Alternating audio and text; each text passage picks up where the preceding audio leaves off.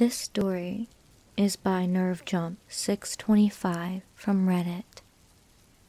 It's quite laughable now, the experience, because it most likely was harmless, but back then it was weird and creepy as fuck. I tend to describe a lot, so get ready for a longish story.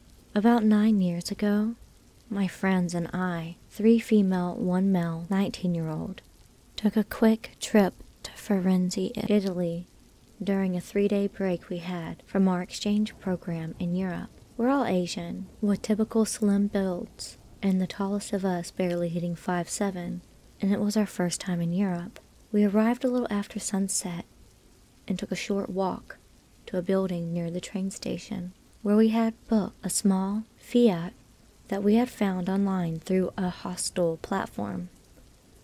So, a quick explanation of how the setup works. The folks we rented have a small business structure where instead of having a whole building or floor fixed up to run as a hostel, they instead find a few apartments in one building.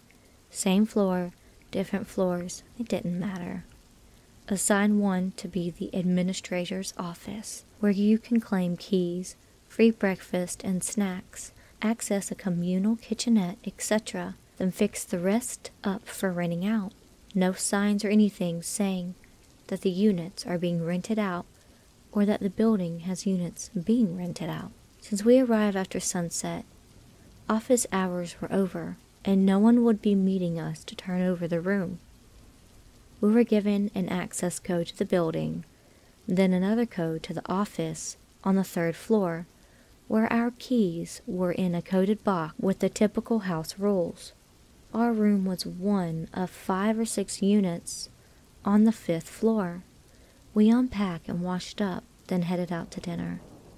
After the best pizza and pasta in the world, 2 of my mates, male and female, head back ahead to rest early, so it's just me and my friend, female, going on a stroll of the neighborhood. It was getting a little late, hitting maybe 9 p.m., so we decided to start going back when 2 white boys approached us. They were far taller and bigger in build compared to us anyways, and also a little older, but looked pretty safe and friendly, and also cute. So we slowed for a little just to see what they wanted.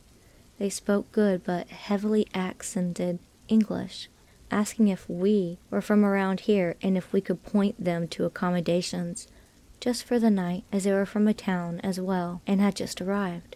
We admitted we weren't local and told them we had only found our place online and weren't familiar with any other establishments.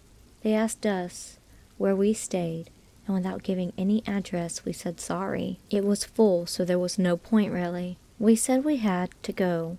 They thanked us, and we parted ways. No red flags. We did look back once or twice purely out of curiosity to see if they had any luck with other nearby, but last we saw, they were just standing there looking through their phones for a place, I guess. We made it back to our place, entered the code with no one in the immediate vicinity. Yes, I checked, because girls just gotta play it safe, you know. And made our way up quietly to our flat on the top floor, greeting one other resident on the way up. All back together again, we quickly changed for the night, and we started chatting and discussing our plans for the next day, when there was a knock at our door. Now we sort of panicked, because when I booked the flat, I had said it was only for 2. Laugh out loud, we're students on a budget, okay? But it was pretty late for someone to care how many we actually were in the room. So maybe it was a neighbor coming to tell us to shut up, because we do laugh pretty loud. 2 female crept into the bathroom to hide, while I walked slowly to the door with M in tow, who would hide behind the door just in case. Another knock. I spoke through the door, asked who it was. Someone answered back, looking for the 2 ladies renting this place. Maybe it was the resident we saw, or it really was the lesser. Quickly I opened the door. I peeked and peeked out, ready with an excuse or an apology, but instead froze in shock. It was the 2 guys from the street. I gripped the wrist of M standing nearby, hoping he got the warning, and he shuffled closer. I tried to stay calm and greeted them both before asking what the fuck they were doing and how the fuck they found us. They laughed and said they lost us for a while, but after running around for a bit, they caught up, entering the building. It's a coded door, so how'd they get in? They apparently hung around until a resident stepped out, and they let themselves in. No signs anywhere, and random units throughout the building. They then crept around the building listening at doors or sounds of voices. They even asked passing residents if they saw us, said that we were their friends that had buzzed them in too, then hadn't given them the unit number, and we weren't answering our phones. I didn't know whether to be amazed, be pissed, be scared, or just laugh. Then before I could say anything, they both stepped closer, and one of them put their hand on the door and asked, "So, since we worked so hard to find you, can we room with you tonight?" At this point, M had had enough and stepped up to the door next to me. He's not as tall, but he was stocky, and with his full beard and his tan skin, I guess that was warning enough for them to not do anything dumb, because the two guys took a step back, laughed awkwardly, stammered a little, and then said thanks for the help. I softly told them to check online again, and we closed the door and triple-checked the lock before sticking a reading chair in front of it. I can't remember how we fell asleep, but the rest of the trip was uneventful, not counting someone's gelato falling to the ground, and we never saw them again. Do feel bad sometimes if they really were just desperate looking for a place to stay, but damn, book a place before your trip. And don't be a creepo by stalking two girls.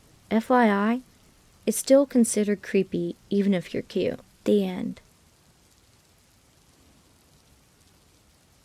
I moved into a house in my 20s. It had a big porch, and I really liked sitting out there with a drink and some friends. The first day, I was approached by a neighbor in his 50s who gleefully talked about his love of crack. On a girls' night, we ran to the corner store for snacks. I had recently broken my glasses and couldn't see, at all. I was picking out snacks when the man cornered me. I was trying to be polite at first, but he started yelling at me. He said I hadn't acknowledged him when he waved, and pretty much, how dare I do that? I was nervous and a little scared, so I tried to apologize and explain that I didn't have my glasses on. He kept berating me, and then demanded to know what we were doing tonight. By this time, my friend was next to me. Solidarity. We were trying to walk away. I said, "Just girls' night, man. Some movies." He yelled, "I like movies too." I was so shocked and confused. Did he think us young girls would invite in a guy in his 50s with a crack addiction? He started coming over to my house and banging on the door, demanding to be let in. I wouldn't answer and should have called the cops, but I was young and didn't know better. He kept doing this until I got my guy roommate, and he decided to respect him when he told him to leave. Honestly, I was so scared, I thought I'd have to move, and eventually I did. I didn't want to be harassed by this guy anymore. This happened around 2001 when I was 21 or so. I was a college student living at home. My house was on a quiet downtown street in a college town.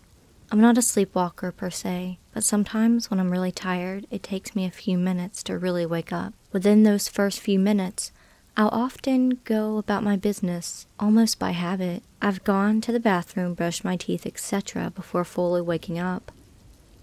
One afternoon, I was home alone and taking a nap on the living room couch. My doorbell rang. It felt like part of my dream, and the next thing I knew, I was standing in the front vestibule, a little room between my porch and front door, talking to a strange young man. I have no memory of getting up and answering the door. He was young, late teens or early 20s, clean cut and dressed normally.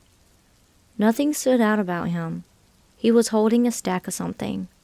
He was in the process of explaining to me that he was part of some rehab program that took minority low-key offenders from troubled backgrounds and helped rehab them by teaching them life skills. He and others were out that day selling magazine subscription for their nonprofit. At first I told him I wasn't interested, but he was friendly and wouldn't back down. He was polite but pushy. I finally told him I'd look. While thumbing through the catalog though, I became aware of him moving closer and closer to me. All the hairs stood up on my neck. He was really crowding me and invading my personal space. I didn't want to be rude. I know. So I just shuffled backwards towards my door until the knob was pressed into my back. What really made me uncomfortable was what he kept saying to me.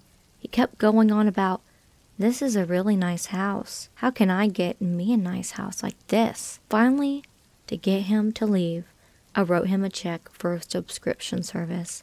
But just as I was starting to close the door on him, he put up his hand and asked for a glass of water.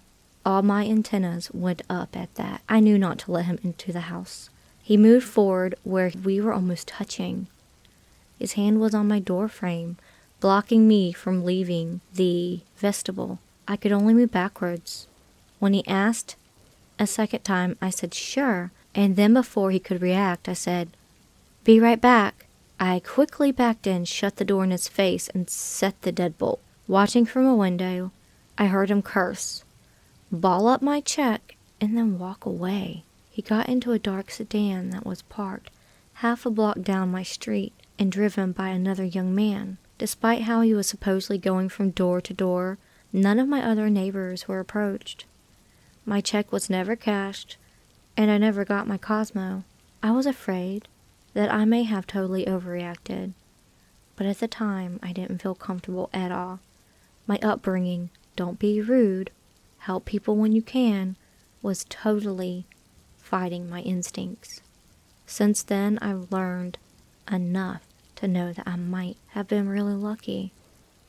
By the way, there are groups that go around selling subscriptions like this, so that may have been real. The bottom line, though, was that I felt uncomfortable how he was going about it. Pay attention to your guide. This may have been a totally benign situation, but it's better to be safe.